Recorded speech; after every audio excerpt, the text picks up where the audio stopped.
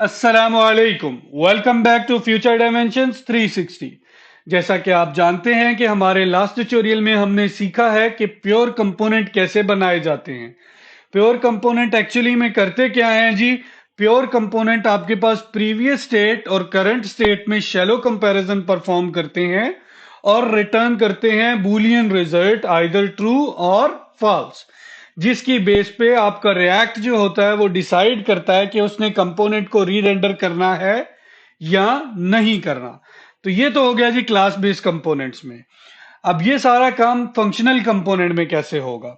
Functional component में तो क्या होता है जी, प्योर आप क्या कहते हैं उसको एक्सटेंड नहीं करवा सकते प्योर कंपोनेंट की क्लास के साथ। तो इसलिए फंक्शनल कंपोनेंट में क्या चीज होती है उसको कहते हैं जी मेमो।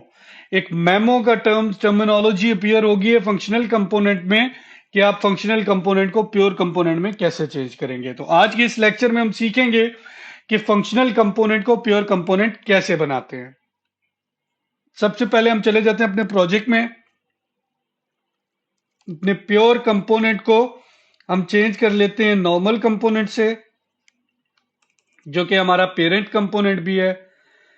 लास्ट वाले दोनों कंपोनेंट्स को हम जो है वो कमेंट आउट करके तो एक नया कंपोनेंट बना लेते हैं जिसको मैं मेमो कॉम्प का नाम दे देता हूं जी। दे दिया मैंने मेमो कॉम्प का नाम। RFC react functional component create किया जी। इसके अंदर मैंने कंसोल डॉट लॉग लगा लिया जी। कंसोल डॉट लॉग और लॉग क्या कहता है जी, मैं मेमो कंपोनेंट का रेंडर हूं। ठीक हो गया। और यहां पे मैंने क्या किया, प्रॉप्स में नेम को पास करवा लिया और यहाँ पे मेमो कंपोनेंट एंड उसके बाद मैं कहूंगा जी नेम को आप प्रिंट आउट कर दें। इस मेमो कंपोनेंट को मैंने क्या किया, यहाँ पे जाके पेरेंट कंपोनेंट में इंपोर्ट भी कर लिया जी और इसके अंदर नेम दिस डॉट क्लास को पास भी करवा दिया। ठीक हो गया। दिस डॉट नेम को पास भी करवा दिया।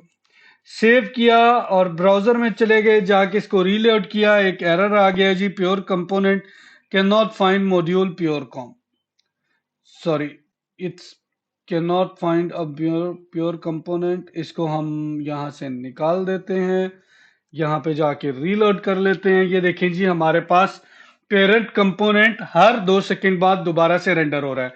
जैसा कि हमने लास्ट एग्जांपल में देखा था, हम ये क्या करते हैं, कंपोनेंट डिड माउट के अंदर एक 2 सेकंड का इंटरवल सेट कर लेते हैं जिसमें हम स्टेट को हर बार चेंज करते हैं। स्टेट जब चेंज हो रही है तो ये नॉर्मल कंपोनेंट है, ये हर बार रेंडर को कॉल कर रहा है और आपके पास मेमो कंपोनेंट भी हर बार कॉल होता जा रहा है। अब हमने क्या करना है, हमने इस मेमो कंपोनेंट को जो कि फंक्शनल कंपोनेंट है प्योर कंपोनेंट बनाना है, ताकि ये जब तक जब जब सेम वैल्यू पास हो आपकी स्टेट में तो ये री रेंडर ना हो, जैसे कि हम हर बार सेम ही पास कर रहे हैं।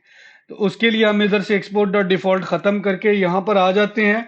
इसको हम कहते हैं जी एक्सपोर्ट डिफॉल्ट, और उसके बाद हमने डायरेक्ट फंक्शन को एक्सपोर्ट नहीं करना, हमने रिएक्ट डॉट मेमो लिख के उसके अंदर मेमो कंपोनेंट को पास करवा देना है।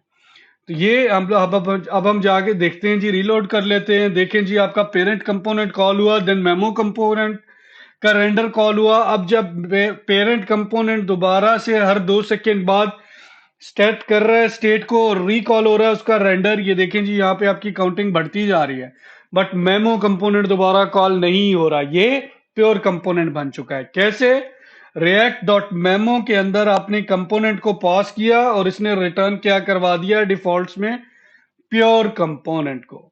ठीक हो गया जी। ये यहां पे आपने क्या किया, एक फंक्शन के अंदर या एक कंपोनेंट के अंदर, रिएक्ट डॉट मेमो एक कंपोनेंट है, उसके अंदर आपने एक कंपोनेंट को पास किया है और उसने रिटर्न भी क्या किया है, एक कंपोनेंट। तो इस कॉन्सेप्ट को क्या कहते हैं, इस कॉन्सेप्ट को HOC हायर ऑर्डर कंपोनेंट कहते हैं। हायर ऑर्डर कंपोनेंट्स को हम डिटेल में डिस्कस करेंगे जी लेटर ऑन इस सीरीज में। आज तक के लिए इतना ही, इंशाल्लाह मिलते हैं नेक्स्ट ट्यूटोरियल में। हमारे चैनल को सब्सक्राइब करना या लाइक करना ना भूलिएगा जी। अल्लाह हाफिज।